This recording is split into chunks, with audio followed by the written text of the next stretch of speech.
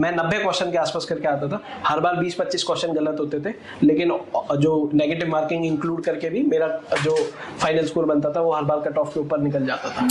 अच्छा आंसर लिखने के लिए आपको प्रैक्टिस तो चाहिए, लेकिन आपको अच्छे आंसर पढ़ने भी चाहिए। तो पिछले साल के जो बच्चे होते हैं उनके अगर आप आंसर पढ़ेंगे तो आपको आइडिया लगेगा कि एक अच्छा आंसर क्या दिखता है। जो बुरे दिन थे उन दिनों पे तो मैं रो भी जाता था, इतना पेपर का स्ट्रेस रहता था। तो पर आपको समझना चाहिए बुरे दिन चले भी जाते हैं, तो वो उतार चढ़ाव होता रहता है। और यहाँ पे मेरे पेरेंट्स की तरफ से मेरे को बहुत सपोर्ट रहता था ताकि मैं बुरे दिन को पास ऑन कर लूँ और जब अच्छे दिन आए तो मेहनत करके पढ़ाई करूँ। तो मैं बिल्कुल कनेक्टेड नहीं था सोशल मीडिया पे, सिर्फ व्हाट्सएप यूज़ करता हूँ मैं। हेलो एवरीवन, बीइंग टॉपर्स में आप सभी का स्वागत है। आज हमारे साथ है तुषार शर्मा सर, जिन्होंने रैंक 340 स्कोर किया है यूपीएससी 2022 में। तो चलिए आज इनकी हम कंप्लीट जर्नी के बारे में जानेंगे। ये एक मंजिल है तो रास्ते भी होंगे, और एक मेंटर भी जो मुश्किलों को आसान बना दे। नतीजे संयोग नहीं होते, दूसरों से बेहतर स्कोर होते हैं। GS Score, an institute for civil services. Good career is a process, and mentoring at GS Score is driven by primarily two objectives. One is empowerment and another is excellence. This is what we are known for. कामयाबी की राह पर 1000 से भी ज्यादा निशान। GS Score।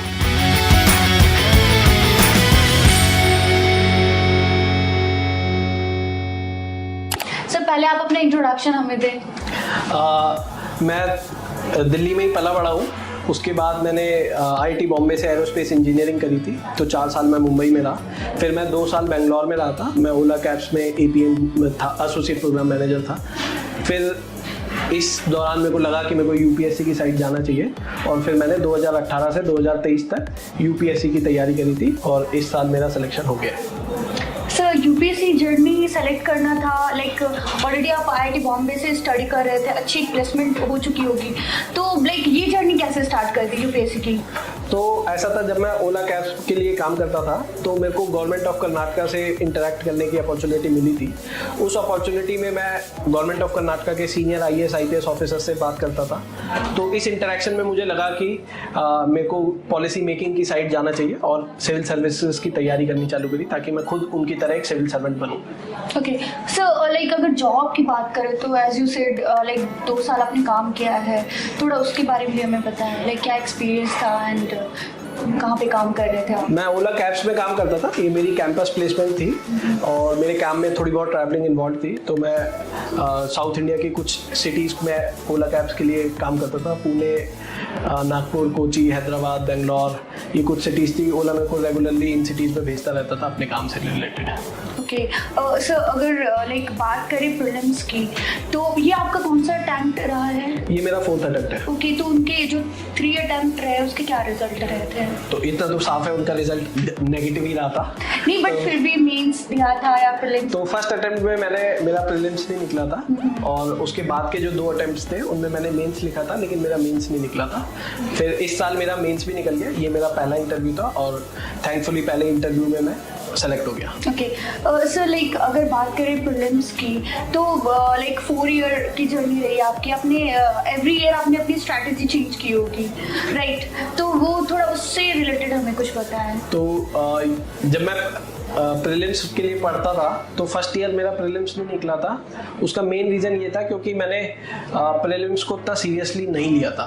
तो उसके बाद पहला अटेम्प्ट फेल होने के बाद मैंने प्रीलिम्स को सीरियसली लेना चालू किया।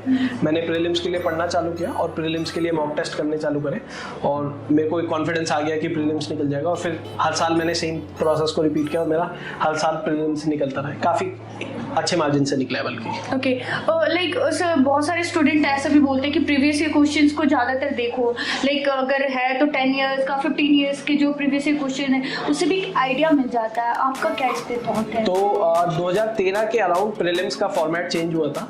तो 2013 से पहले के पेपर देखने का कोई फायदा नहीं है, लेकिन 2013 के बाद से आज तक का प्रीलिम्स के पेपर देखोगे तो आइडिया लगता है कि पेपर में क्या पूछा जाता है और क्या नहीं पूछा जाता है। ऑल्दो पेपर इवॉल्व होता रहता है हर साल, तो इसलिए जितना ज़्यादा रिसेंट के पेपर देखोगे उतना ज़्यादा आपको फ़ायदा रहेगा।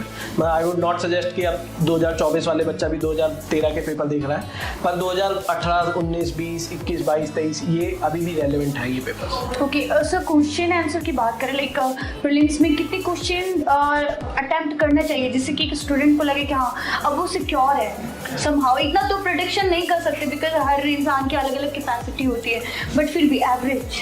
तो मेरे हिसाब से हर बच्चे को अपने कंफर्ट जोन के हिसाब से करना चाहिए। मैं एक सेलेक्टेड कैंडिडेट को जानता हूँ जो 60 क्वेश्चन करके आता था और 1-2 ही क्वेश्चन उसके गलत होते थे और उसका प्रीलिम्स निकल जाता था।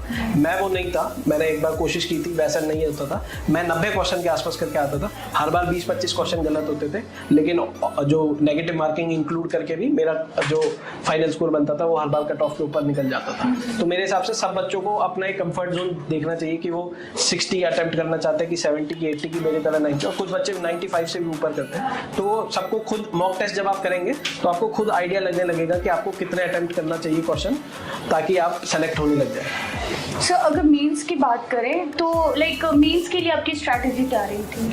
तो मेंस के लिए स्ट्रैटेजी मेरी स्ट्रैटेजी में 2 हिस्से थे। पहला हिस्सा था कि मैं मेंस को प्रिपेयर करूं, मेंस के लिए पढ़ाई करूं। तो उसके लिए आप ऑनलाइन जाइए, उनकी नोटिफिकेशन पे सारे मेंस के सब्जेक्ट लिखे होते हैं।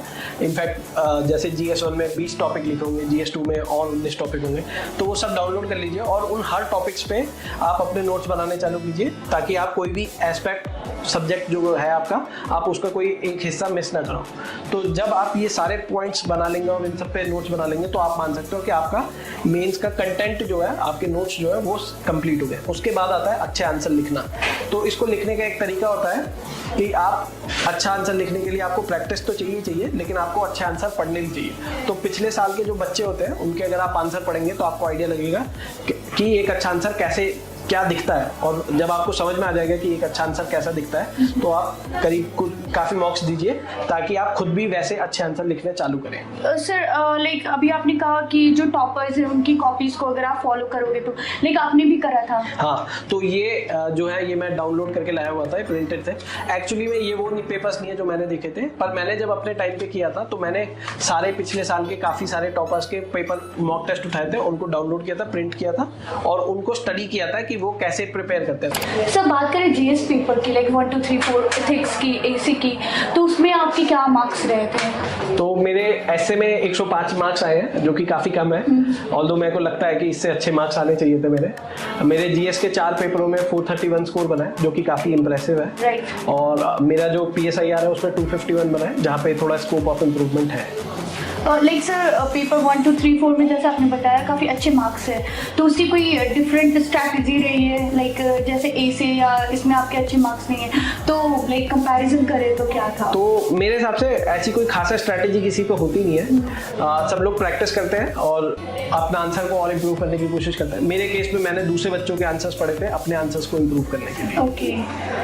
लाइक सर अगर बात करें इंटरव्यू की तो उसके लिए भी अलग से प्रिपरेशन होती है, राइट?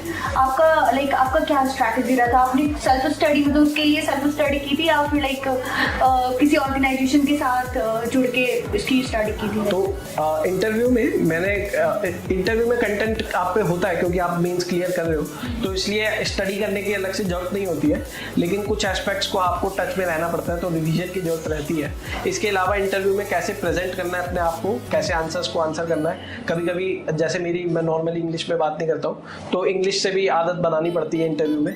तो ये सब छोटी छोटी चीज़ें हैं जो इंटरव्यू में मॉक इंटरव्यूज दे के आप अपने आप को परफेक्ट करते हो और फाइनली मेन इंटरव्यू को फेस करने के लिए जाते हो। सर अगर लाइक हैप्पीनेस की बात करें, लाइक मोटिवेट होने की, I think 4 year it's like a big journey, तो कभी ऐसा नहीं हुआ कि डिमोटिवेट हो रहे हैं, फॉल डाउन कर रहे हैं, रिवाइज कंटिन्यू कर रहे हैं, बिकम टू लाइक अब हो गया, अब नहीं करना है, ऐसा कुछ नहीं आया था कभी? फिर कैसे अपने आप को मोटिवेट करते थे? तो ऐसा जरूर आया था। इनफैक्ट जो बुरे दिन थे उन दिनों पे तो मैं रो भी जाता था, इतना पेपर का स्ट्रेस रहता था। तो पर आपको समझना चाहिए बुरे दिन चले भी जाते हैं, तो वो उतार चढ़ाव होता रहता है। और यहाँ पे मेरे पेरेंट्स की तरफ से मेरे को बहुत सपोर्ट रहता था ताकि मैं बुरे दिन को पास ऑन कर लूँ और जब अच्छे दिन आए तो मेहनत करके पढ़ाई करूँ।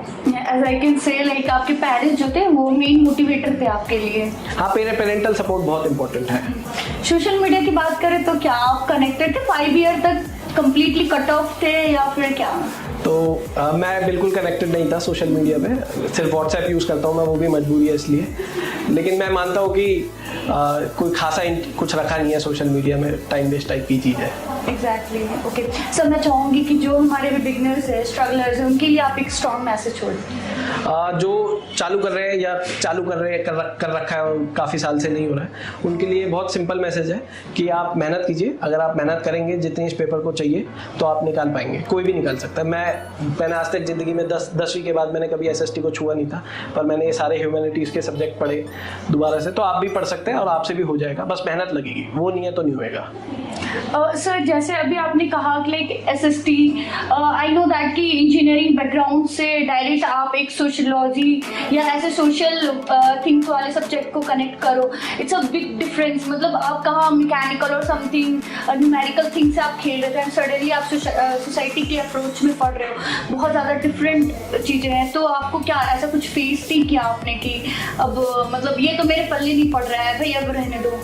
तो ऐसा होता है, कुछ सब्जेक्ट नेचुरली आपको आते हैं, तो मेरे लिए कुछ गवर्नेंस जैसे सब्जेक्ट है वो मैं नेचुरली पिकअप करता था। जो सब्जेक्ट्स नेचुरली नहीं आते, आपको कुछ करना पड़ेगा कि आपको इंटरेस्ट बना रहे। फॉर एग्जांपल जब मैं आर्ट एंड कल्चर पढ़ता था तो मुझे कुछ पल्ले नहीं पड़ता था, तो मैंने वीडियोस देखनी चालू करी कि भाई मृदंग कैसा दिखता है, कैसा सुनाई देता है। डांस फॉर्म्स जब मैं पढ़ता था तो कुछ नहीं समझ में आएगा आपको भरतनाट्यम कैसा होता है, तो आप जाइए ऑनलाइन यूट्यूब पर जाइए, भरतनाट्यम की वीडियो देखें, आपको थोड़ा एक्सपीरियंस मिलेगा। तो ऐसी कुछ चीज़ें करके आप जो सब्जेक्ट जिनमें आपको कुछ पल्ले नहीं पड़ रहा है उनमें आपको कुछ समझ में आना चालू होगा और आपको एक डायरेक्शन मिलेगी। सर लाइक बहुत लोग बोलते हैं कि internet is one of the biggest thing, कि आप अगर इस जर्नी में अगर इसका यूज़ अच्छे वे में कर लेते हैं तो काफ़ी बेहतर हो जाती है चीज़ें। तो लाइक मैं जानना चाहूँगी कि आपने यूज़ किया था अपनी जर्नी में इंटरनेट का लाइक फॉर स्टडी पर्पस? तो मेरे लिए इंटरनेट बहुत ही इंपॉर्टेंट रहा है। मैं जब भी पढ़ता था तो मेरी टेबल पे हमेशा मेरा लैपटॉप इधर रहता था और वो इंटरनेट से कनेक्टेड रहता था। तो मैं 100 अगर मैं 100 दिन पढ़ाऊँ तो 100 में से 100 दिन मेरा इंटरनेट मेरे को एक्सेसिबल रहा है, एकदम रेडी लैपटॉप पे खुला रहता है। सो लाइक अगर बात करें कुछ आजकल सोशल वेबसाइट्स है, बहुत सारी ऑर्गेनाइजेशन है जो लाइक फ्री मटेरियल अवेलेबल करवाती है, आपका क्या सोर्सेज रहा था अगर इंटरनेट की बात करें तो उसके थ्रू? तो मेरे हिसाब से जो कुछ जो सबसे अच्छे सोर्सेज हैं, एक तो विकीपीडिया है। विकीपीडिया का जो इंट्रोडक्शन होता है वो किसी भी टॉपिक के लिए काफ़ी सफिशिएंट रहता है। और भी बहुत सारी वेबसाइट है जो कि आप बहुत आराम से गूगल पे जब आप सर्च करोगे तो ऊपर की 4-5 वेबसाइट्स जो आती है वो प्रीटी डिसेंट होती है UPSC के लेवल पे एक्सप्लेन करने के लिए। कभी भी सर्च करो, कोई भी टॉपिक सर्च करना है, टॉपिक का नाम स्पेस UPSC एंटर कर दो और आपको मिल जाएगी एक्सप्लेनेशन। लाइक कोई पार्टिकुलरली आपने किसी वेबसाइट को फॉलो नहीं किया था? मैंने कभी एक वेबसाइट को फॉलो नहीं किया, पर ओवर द ईयर्स कभी कोई वेबसाइट में सही लगने लगता था, कभी कोई और वेबसाइट में। काफ़ी डिसेंट रहता है। गूगल के टॉप 5 के रिजल्ट में आपको काफ़ी डिसेंट वेबसाइट मिल जाएंगी। विकीपीडिया एक ऐसी वेबसाइट है जो मैं रेगुलरली देखता था। Okay, thanks for your lovely message, sir. Thank you. Wish you all the best for your future. Thank you.